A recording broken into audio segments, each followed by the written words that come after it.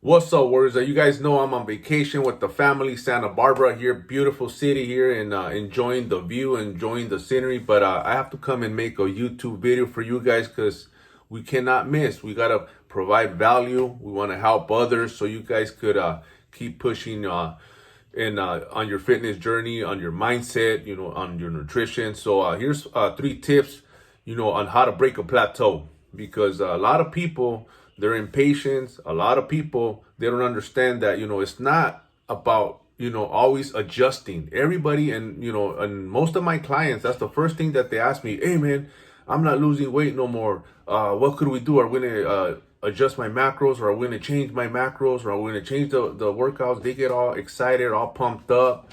They get very impatient. And I'm like, no, absolutely not. There's a plan. We got to follow a plan. It's not about coming here and trying to, take away food and thinking that that's how you're going to drop weight and lose weight. That's not how you do it. What you're doing there is you're setting yourself up for failure.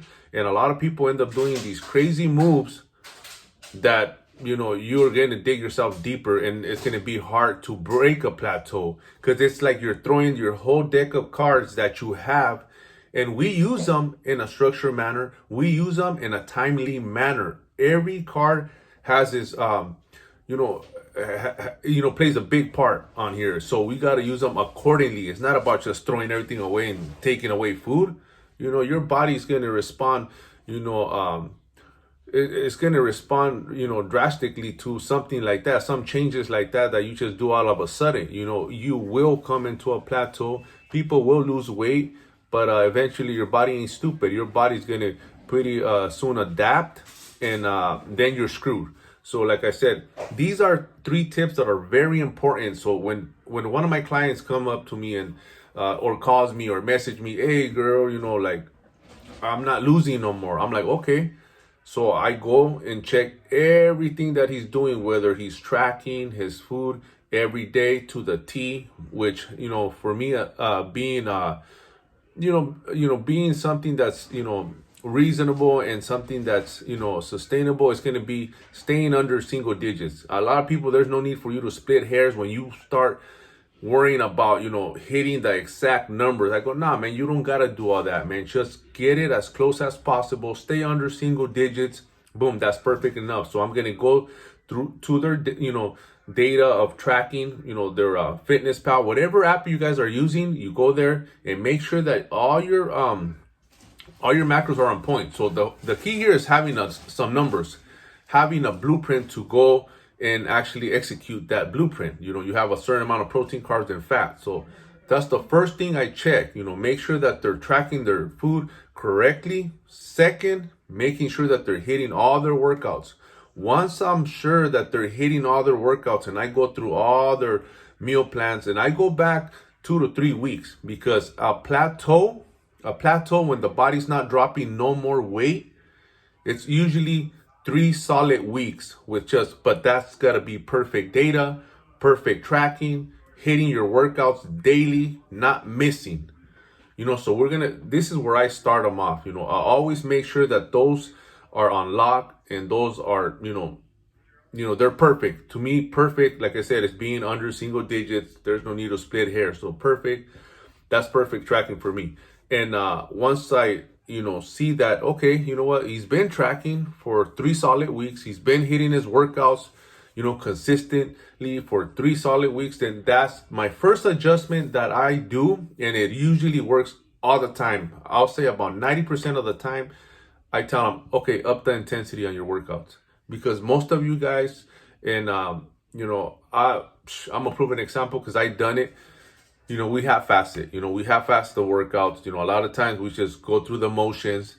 We don't even challenge ourselves. We don't even test ourselves. We don't even, make it challenging. Making that workout, hard and difficult. It's not just hitting the weights and going through the motions and making it easy. A lot of people that come back and give me their feedback were like, man, these workouts were easy, man. What else do I got? Do you got anything harder? And I'm like, well, check this out, man. The thing about it is that you're not putting no weight to actually make it hard. That's what you got to understand. It's not just going through the workouts and just hitting your reps and sets without stimulating the muscle and having some kind of form resistant and tension on it. You got to make it challenging. Don't go kill yourself, but you got to make it challenging where you get that pump, where you get that, the stimulant of you actually, engaging in stimulating that muscle. And a lot of people don't understand. It's not just going there and doing 4 sets of 20 reps, easy. Nah, make it harder, make it challenging. So that's the first thing I tell them. And once I explain what intensity is, how to up their intensity, they're like, oh, okay, I got it now.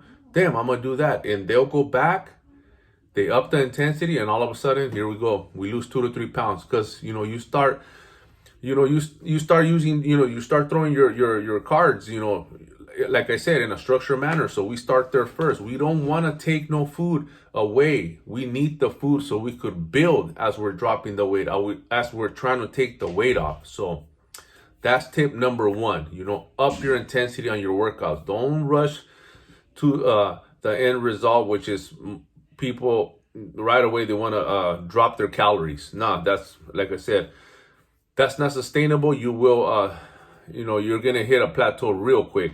And then second is I make sure that, like I said, their macros are on point, and they have to be, making sure that, they're solid for 2 to 3 weeks. I usually go the 3rd week because that's when I tell them to up the intensity on the workouts, so that's tip number 2. First of all, I make sure that their macros are on point. Their workouts are on point. And once I see that they're on point, I still tell them run it 1 more week. So it's going to be 3 weeks of solid, tracking and solid, data with workouts. And then, second, I tell them, okay, up the intensity on the workouts. And that's when they keep it moving. Once they do that, and if their body plateaus or it doesn't move or it doesn't drop any weight, then we're going to add a little bit more. We're going to add a little extra, a little bit of, walking 15 minutes before you start working out, and then before and after. So 15 minutes before and 15 minutes after you're done working out, walking, 15 minutes at least walking, at an incline. And if not, it depends, what level they're at, in their in the physical department. If they're very active, then I tell them, hey, you know what? Let's start, doing some burpees here and there. We'll do them every other day. Upside, it's called HIIT cardio. A little bit of intensity, nothing extreme, but it's just something that's gonna get that body moving. You're gonna start dropping your metabolism, your energy is gonna start, ramping up, and you will start, tapping into burning more fat. Usually, those are the money makers. Usually, those are the first things that we have to address before we even try to consider removing some calories. Like I said, hope this video helps. Let's fucking run it, warriors. Let's go.